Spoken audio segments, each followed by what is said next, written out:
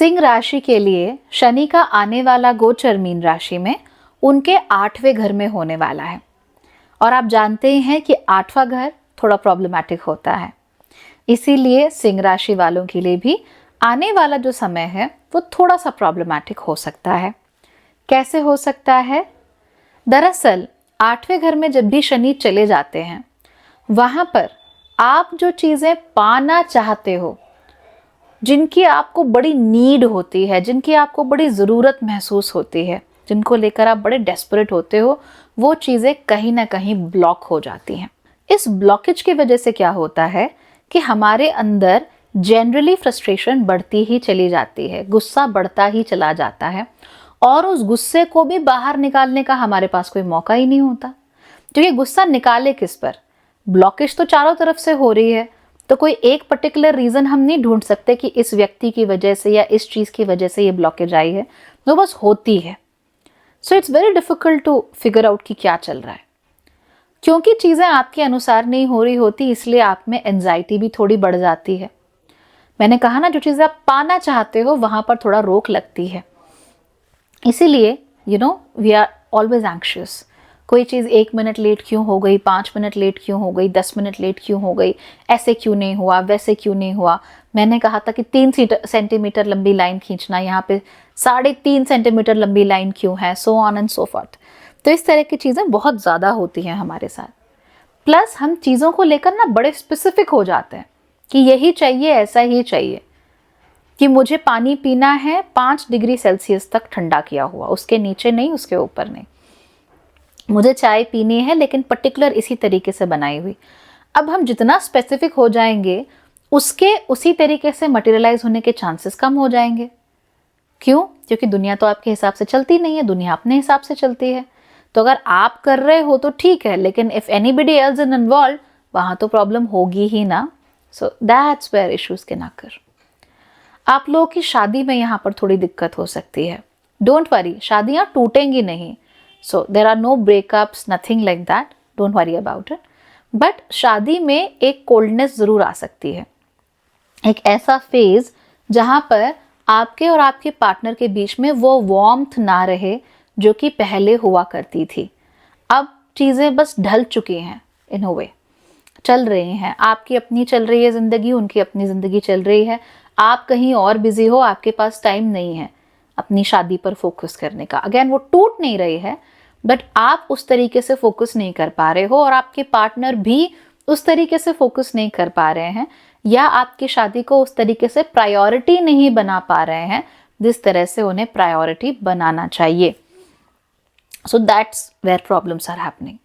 And this is not all, ससुराल से भी सपोर्ट नहीं मिल रहा। तो चाहे आप पुरुष हो, खासतौर पे अगर आप महिला हो, तो ससुराल में भी ऐसा लगता है कि उन्होंने बस बांध के रख दिया है। There is no space, there is no spontaneity. अपनी मर्जी से, अपने अनुसार मैं कुछ कर नहीं पा रही, मुझे कुछ करने को यहाँ पर मिल नहीं रहा।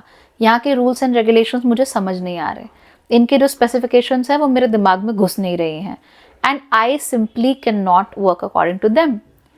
तो वो भी एक कोल्डनेस है, उसको लेकर भी वार्मथ नहीं है कि ओ ओके, मेरे ससुराल में ये रिचुअल्स हैं या वो इस तरीके से रहते हैं। आपके मन में उनको लेकर कोई you're not really interested, आपका कोई इंटरेस्ट नहीं है, उसके प्रति कोई क्यूरियोसिटी नहीं है, ये आपके साथ हो सकता है। दैट डज नॉट मीन कि शादी टूट जाएगी या आप उनसे प्यार नहीं करते या नफरत करते हो। It's just that you simply don't understand what is happening with these people. ये हो सकता है। इनफैक्ट बहुत सारे लोगों के लिए तो उनके घर तक में ये हो सकता है कि आप ससुराल तो छोड़ो, अपने घर में, कि अपने घर में भी जो चल रहा है वो भी समझ में नहीं आ रहा है कि ये क्या कर रहे हैं, क्यों कर रहे हैं, वजह क्या है, ये फलानी जगह क्यों जाने लगे हैं, ये इस पर इतना क्यों फोकस कर रहे हैं, इनका माइंडसेट इतना क्यों बदल गया है, आपको नहीं समझ में आ रहा है। वो जो नए लाइफस्टाइल्स, नई चीज़ें अपना रहे हैं, आपको उनके साथ आप कनेक्ट नहीं कर पा रहे हो। तो यहाँ बड़ी प्रॉब्लम हो रही है, जिसकी वजह से things are becoming very difficult for you. तो अपने परिवार से जो मिलने वाली चीज़ें हैं वहाँ पर कहीं ना कहीं समस्या है, और अपनी शादी में, ससुराल में से जो मिलने वाली चीज़ें हैं वहाँ पर भी समस्या है। आपके जो दोस्त हैं, कलीग्स हैं, आपके बिजनेस पार्टनर्स हैं, ऐसा नहीं कि आपको उनसे कुछ मिल नहीं रहा, शादी में भी ऐसा नहीं कि कुछ नहीं मिल रहा आपको, बट आप ही इस समय पर देख नहीं पा रहे हो कि मिल क्या रहा है. So you are like, how are they useful for me exactly, मुझे नहीं समझ आ रहा. मेरी शादी तो हो गई, my wife is nice, she is good, सुबह मेरे लिए नाश्ता बनाती है बहुत अच्छा, शाम को she takes care of me, she takes care of my family, she is generally good, वो मुझे बिल्कुल तंग नहीं करती. But then you'll be like, यार इतनी ठंडी जिंदगी जीनी थी मुझे, इससे ज़्यादा मैं सिंगल रहता. I don't know what is she adding to my life, or that infamous line, I don't know what is she bringing to the table. Well, she is bringing peace, right?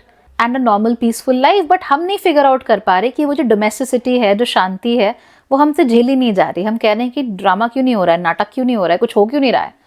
तो दोस्तों के साथ भी यही है, business partner के साथ भी यही कि आधा काम तो वही संभाले जा रहा है. ये है क्यों यहाँ पे? मुझे समझ नहीं आता कि ये क्या वैल्यू लेकर आ रहा है मेरी कंपनी में. बट जब वो व्यक्ति जाएगा तब आपको रियलाइज़ होगा कि क्या वैल्यू लेकर आ रहा था. तो इस तरह की चीज़ें हो सकती हैं. एज आई सेड, थोड़ी एंजाइटी आप लोगों में बढ़ सकती है. आप लोग कॉन्स्टिपेशन जैसी चीज़ों से बचकर रहिए, यहाँ पर आपको समस्या आ सकती है. And please make sure that you are drinking ample water. पानी में कमी अपने शरीर में मत होने देना. डिहाइड्रेशन आप लोग मत होने देना.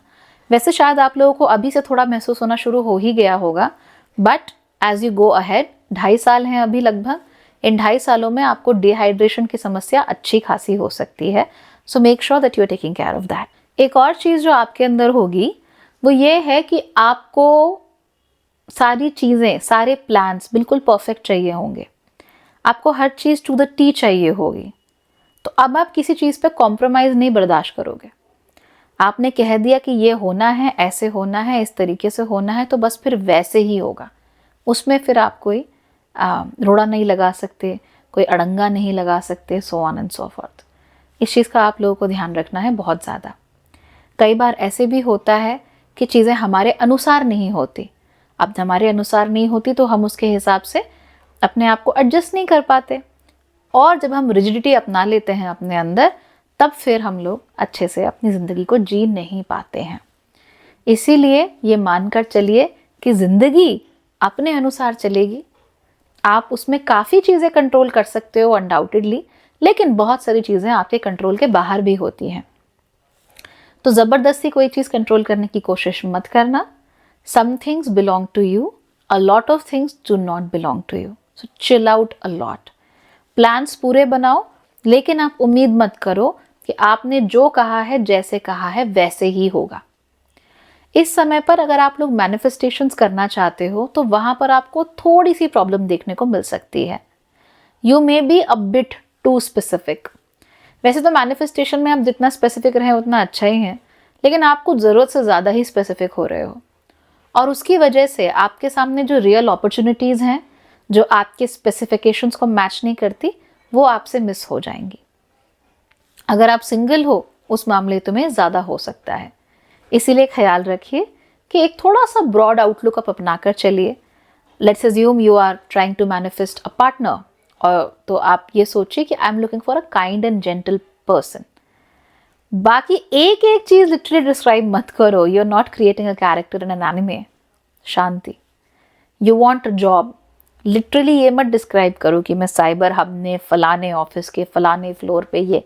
शांति शांति.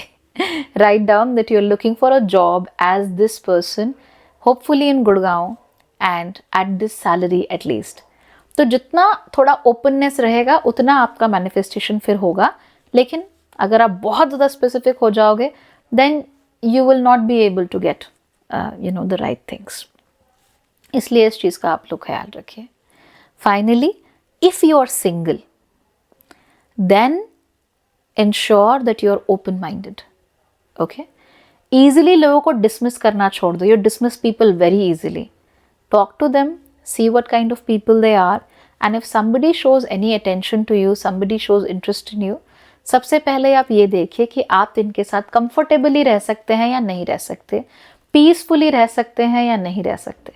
ये मत पूछिए कि what do you bring to the table, क्योंकि ब्रिंग टू द टेबल में तो यही होगा कि मैं इतना कमाता हूँ, इतनी कमाती हूँ, मैंने यहाँ से पढ़ा है, वहाँ से पढ़ा है. बट किसी की डिग्री, किसी की इनकम एक पीसफुल ज़िंदगी की गारंटी बिल्कुल नहीं होते. राइट?